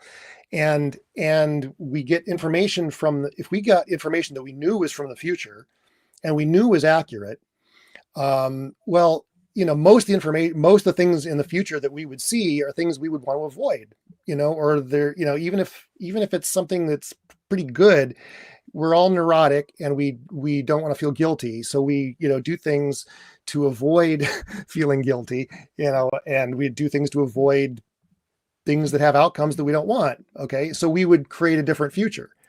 So that would be a grandfather paradox, right? That wouldn't happen. It would be a grandfather paradox. So, right. So the only information that reaches us in the present is from the future, but in a way that's oblique and symbolic and all those things that happen in dreams, that's distorted enough that we bring about a future without really being aware of how we were guided towards that. And so that's, I think, a really important facet of working with precognition and working precognitive dreams is that it's always going to be kind of distorted in a kind of tricksterish way. It's why the dream world is kind of like a trickster, and why things come true in our lives, in ways that we wouldn't have anticipated. Even if we're aware of precognition, it's like it's always kind of one step ahead of us. And kind of, it always kind of fools us, and it's a higher intelligence, but I think it's that higher intelligence is us. It's our long self is what I call it. That kind of 4-dimensional you that extends through time, and that's that quantum computer of your brain, your tesseract brain, that's thinking in 4 dimensions about your whole life, and sort of focusing it in on a certain moment, from moment to moment, but that you're drawing on your whole life experience at every, you wouldn't want to know. Let's say you get information from the future that you are going to win the lottery in 3 months. Mm-hmm. Okay. All right. That's everybody's pipe dream. And then you get reckless in your life. You don't care. You get stupid, and you wreck your car doing 100 miles an hour and die. And you don't get to that point only because you found out that there was no reason to be cautious. And then you blow it. There's all kinds of ways in which that grandfather paradox would kick in. Right. So that's why information from the future is always oblique, symbolic, indirect, sort of devious in a way. And that's, I think, explains a lot of dream symbolism. The reason our dreams don't sort of give us those video quality, images of something that's going to happen, and we know exactly when and where it's going to happen. That doesn't work for a creature that's like us, who's trying to outwit even ourselves, and exerting a free will. Even if in the larger philosophical sense we can debate whether free will exists or not, we act as if we have free will. We feel like we have free will, and even like those, like your example, like winning the lottery. Often, this is, I always go back to Sigmund Freud, because Freud had a lot of important things to say that are really relevant to this topic. And one of them is that, like, we obviously are going to avoid, like, if you had a dream of dying in a car crash, you'd like stop driving and all that. So there's that, you know, You never leave the house. you never leave the house and all that stuff. But the thing is, even dreams about rewards like winning the lottery, those make us feel guilty, and so we do things to sabotage ourselves. Right. That's my yeah. point. Yes. That's Yeah. exactly it.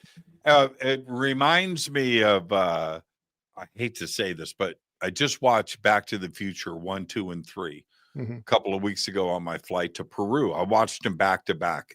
It was so awesome. I had done that in a while. And, but Doc, don't know the future, right? So, no. And it goes back to exactly this point. Mhm. You know, and it goes backwards too as well. There's a romantic side to time travel that people can't get away from. And the romantic side is, well, it's somewhat romance, but it's just that I could have, if I would have just done this, then my life would have been different. Right? If I could go back in time, I would, you know what? No, you wouldn't. Right. You do You exactly the wouldn't same. change anything in the past. Right. Not you got to where you are today because of those experiences from the past. I don't know about you, Eric, but I wouldn't change a thing. I change one thing. If I turn left instead of turning right in the past, I don't have my daughter. Right. Exactly. Right? Exactly. I'm not giving up any of that. Yeah. No way. No. That romantic side of time travel is bullshit. Right. It's fun to think about, but you would never change the past. Would you? No, for exactly the reason you said, you know, like my daughter, it's just like, I'm not, you know, it's like, yeah, I mean, there's nothing I would change, but you can't, there's a difference between, and this is what trips people up in thinking about this topic, because a lot of physicists even like have like the ones, you know, you mentioned the physicists who are all really interested in time travel. Well, there's a lot of physicists who, even if they're interested in it, don't believe it. Don't believe in it because they're tripped up by this question about like changing the past, like they think that would automatically cause a paradox, because they're confusing changing the past with affecting the past. You can go into the past, do stuff, commit mayhem, whatever you want to do, but that will always, whatever you did in the past is always going to be part of your backstory leading to you getting in that time machine in the first place. And as long as you understand that, it's not going to be possible for you to get in a time machine and go and kill your grandfather. You might try and you're going to fail for whatever reason. But the point is, it's going to occur to you that that's a pointless thing to try to do anyway. So you're not even going to try to do that. So there's, you know, those grandfather paradoxes, just throw them out the window. They don't matter. They don't actually happen. And it's a mistake to think that the existence of time travel would somehow create paradoxes. It wouldn't. It just makes the world really fucking weird. And I think that we're about to enter a reality that's really fucking weird. I mean, we are already, but you know, these possibilities of quantum computing, informational time travel, and then the possibility of real time travel, and we may be seeing that with UFO phenomenon. So a lot of weirdness, but that's different from paradox. Yeah, it is. It is time travel as an observer. A vacation, right? Just to go and witness historical events, that would kick ass. Yeah. I mean, could you just imagine, you know, going out to the Mojave Desert and watching Chuck Yeager break the sound barrier, right? Or, you know, witnessing these historical events, go to Kitty Hawk and watch the Wright brothers fly for the first time, or deep history and seeing how the pyramids were built. Okay, not affecting the past, just observing it. You don't want to go back. But your presence would affect it, and that's okay. That's okay.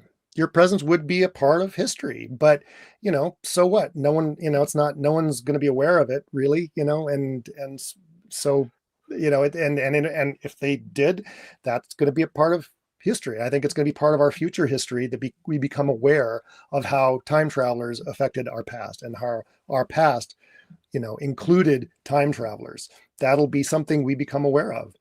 I'm sure there's going to be vacation packages for sale. Sure. There will be. There will be. Okay. It's time to go and watch the art studio of Leonardo da Vinci. 2 days, right? Food and lodging. And you get to stay in Florence. I mean, I think that would be something that would be in the future. I can't see it any other way. Eric, where can everybody check out your work? Yeah. So you can visit me at ericwargo.com. And it has links to my books and stuff, and go on Amazon if you're interested, and you can buy all my books there, and on my website there's a link to my blog and stuff. So ericwargo.com is the central point for that. Perfect conversation. And I'm on Twitter, and I'm glad that you call it Twitter still, not X. I'm on Twitter at the Nightshirt. Nobody cares about X. No, but it will always be. Right. Will always be. Right. Nobody cares. Nobody cares. Eric, thank you so much. Perfect conversation. And I'll look forward to our next one. Enjoy your 4th of July. You too. Thank you so much. Great. Perfect night on the show tonight, everybody. Again, happy 4th of July to all of you. Be safe, have fun, do everything that I would do. Just don't get arrested. All right. Those are the rules. I'll see everybody right back here on Monday. Until then, all I've got is go Backley Tappy. Fade to Black is produced by Hilton J. Palm, Renee Newman, and Michelle Freed. Special thanks to Bill, John, Dex, Jessica, Dennis, and Kevin. Webmaster is Drew the Geek. Music by Doug Aldrich. Intro, Space Boy. Fade to Black is produced by KJCR for the Game Changer Network. This broadcast is owned and copyrighted 2024 by Fade to Black and the Game Changer Network, Inc.